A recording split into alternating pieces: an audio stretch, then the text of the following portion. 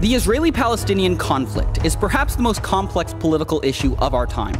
Many have resorted to simply blaming one side or the other. But if we take the time to understand the history and correct our misconceptions, a potential path forward for the Palestinians begins to emerge. So let's start by trying to get the story straight and clear up 10 of the biggest misconceptions out there. Misconception number 1. Israel illegally stole land from the Palestinians. In 1947, the UN voted to give land to both the Jews and the Palestinians. The Jews accepted their partition and legally formed the State of Israel. The Palestinians rejected their partition and attacked. Even after losing the war, the Arabs still had most of the land from the UN ruling. Which leads us to misconception number 2.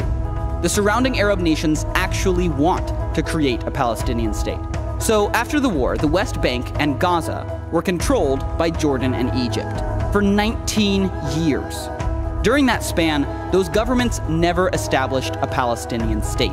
Instead, they kept the land for their own use. Misconception number 3. The Arab nations want to solve the refugee crisis. Palestinians have settled in Arab nations throughout the Middle East. These nations could solve the crisis immediately by granting refugees equal rights, but instead, they refuse to let them vote, own land, or even study in public schools. Ironically, the only country to grant them full citizenship rights is Israel, which absorbed 156,000 Arabs after the 1948 war, and even today, Arabs hold seats in the Israeli government and Supreme Court. Misconception number 4. UN efforts are helping to solve the refugee crisis. The UN did step in to provide assistance to the Palestinian refugees, but instead of using their existing agency that helps resettle refugee populations around the world, the UN created UNRWA, which labels every Palestinian as a refugee until a Palestinian state is formed within the borders of Israel. This makes it more difficult for Palestinians to thrive in their host countries and locks them into perpetual refugee status, passing it on to their children, grandchildren, and great-grandchildren, swelling the refugee population from 500,000 in 1949 to nearly 5 million today. As conditions worsened, the international aid started to pour in, which, incidentally, is misconception number 5. The solution is more money. Really? Western nations have given the Palestinians a ton of aid.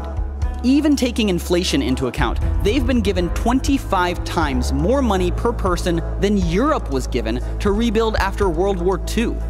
Where's the stable economy? Where's the improved infrastructure?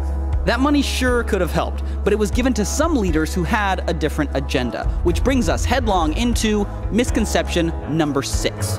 Forming a state is the primary goal of top Palestinian leaders. All of this international aid did go to help ease one man's suffering, Yasser Arafat.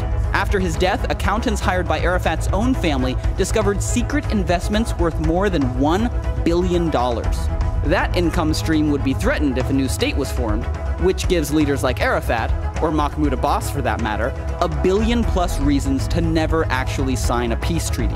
Which leads us to misconception number 7. Israel has a true peace partner. In the year 2000, desperate for a resolution, the Israelis elected Prime Minister Ehud Barak with a mandate to make peace with the Palestinians. Barak offered Yasser Arafat 94% of the land he demanded, except Jerusalem. Arafat flatly refused. President Clinton blamed the failure of the best chance at peace in 60 years squarely on Yasser Arafat.